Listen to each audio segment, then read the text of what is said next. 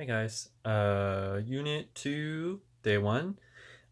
This is in response, of course, to Sarah's presentation, which I thought she did a really good job on. I really liked the PowerPoint that she made to go along with her presentation. It made it easy to follow along. It also made it a little easier to develop my own thoughts as she was talking about our reading and everything that it meant and the moving panorama in general. Um, One of the things that she said right from the beginning of the video is that it felt as if our writer of the reading was trying to give the moving panorama the attention that it deserves. And I definitely felt that way too, going through the reading. It kind of really felt like he was talking up the moving panorama.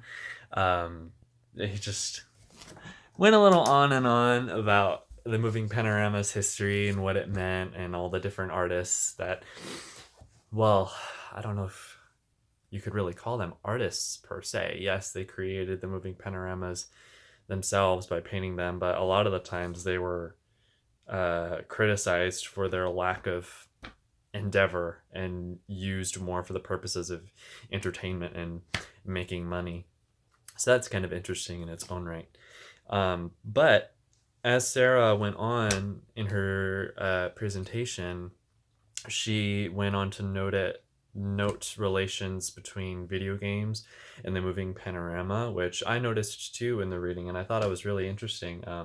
Personally, I'm super into video games. I've been playing video games all my life, and one of the things that really draws me to video games is the fact that they can take you to a whole other place, a whole other setting where you can experience a story that you wouldn't be able to experience in real life. And there's this thing that Sarah said, I think I wrote it down in her presentation.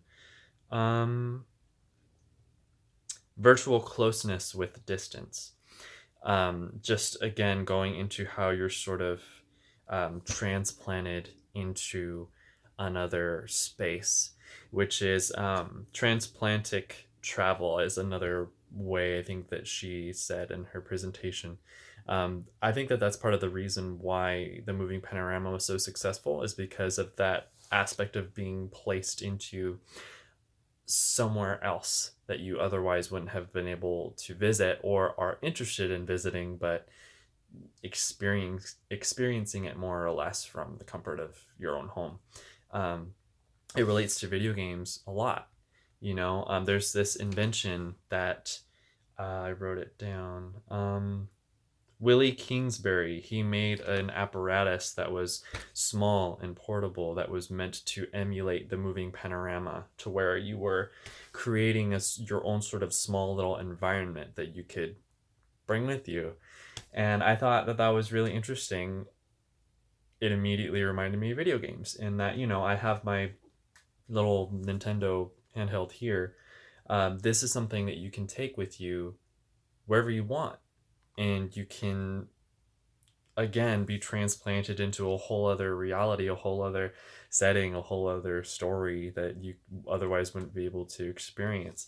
And I think that these handheld video game devices relate a lot to um, Kingsbury's apparatus. I don't know if it was given a specific name in the reading, but I thought that that was really interesting. I thought that it was cool that Sarah brought it up in her presentation. And I also wanted to answer, of course, one of the questions that she brought about, and it was, what new aspects of the moving panorama present themselves in contemporary media and technology?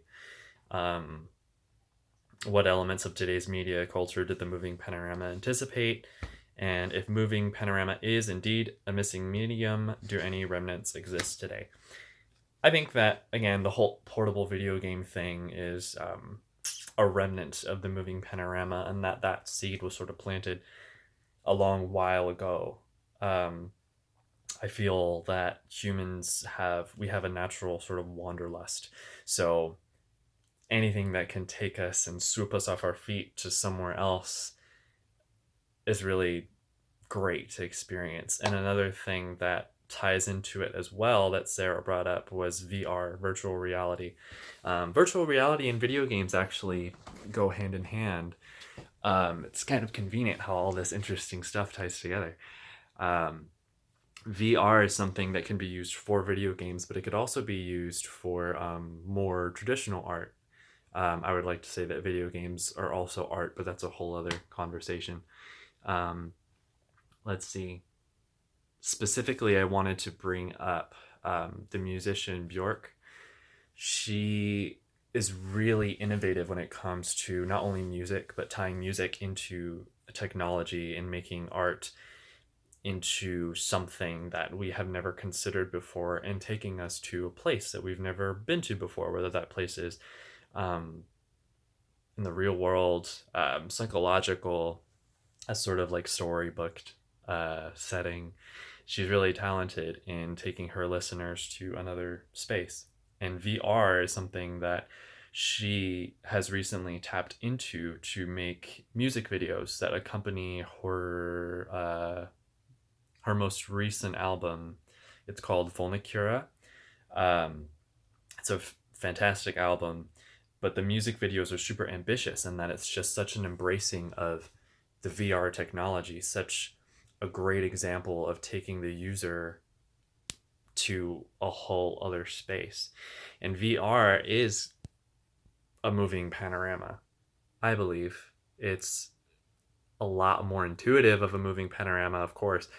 Um, but one specific example that I think I'll use is for this song called Stone Milker of Bjork's, where she created a virtual reality music video, 360 panorama. It's fascinating. It's very simple in that it takes place on a beach. You're watching her sing and move around you and go through this sort of psychological moment in which she's singing herself through this situation. It not only takes you to a space physically, but it takes you to a place emotionally and psychologically. So not only are you experiencing things through your own eyes, you're experiencing things through her own eyes. And it's really fascinating, and I believe it's a really great use of VR technology. I think I'll go ahead and pair it with this response as a link, because I do think that it's a fantastic example of a modern sort of moving panorama. Um, so yeah, video games, virtual world travel, links to film.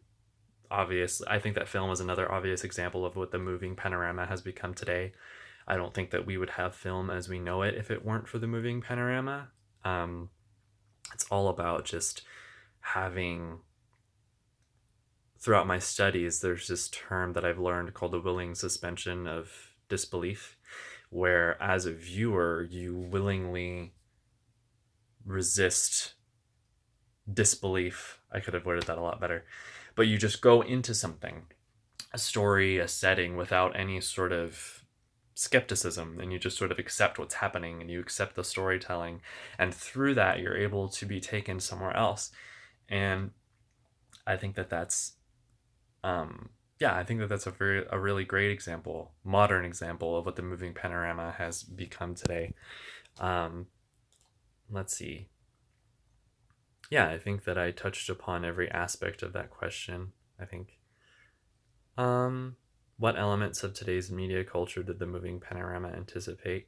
Yeah, modern video games, modern film, VR technology, whether it be VR for the sake of video games or for the sake of art or music videos. Um, I'm really excited to see where we take the moving panorama when it comes to our discussion. Sarah, I think that you did a fantastic job. I'm really excited to see what everybody else has to say.